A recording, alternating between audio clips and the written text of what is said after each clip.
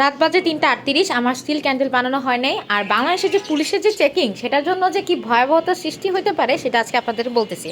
আমি হচ্ছে ঢাকার বাইরে ২ দিনের জন্য গিয়েছিলাম। তো আমি যখন ফিরে আসি তখন হচ্ছে আমার সাথে বেশ কিছু ক্যান্ডেল ছিল। তা আমাদের যেহেতু জিনিসপত্র অনেক বেশি ছিল, তো এই জন্য হচ্ছে আমরা নিচে মাল দিই।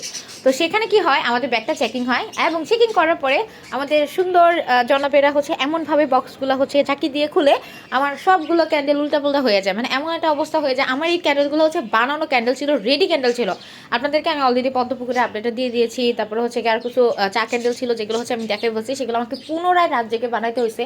আমি গতকালকে রাতে 4টা 15-তে ঘুমাইছি। মানে কি বলবো, এমন একটা সিচুয়েশন হয়েছিল, আমার মনে হইতেছিল যে আমি জাস্ট ক্যান্সেল করে দিই, কারণ অর্ডারগুলো অনেক আগে নেওয়ার কথা মানে ছিল, কিন্তু বাট আমি অলরেডি একটা ক্যান্সেল করে ঢাকা থেকে গিয়েছিলাম, বাট না পারতে আমি আর কিছু বলি নেই।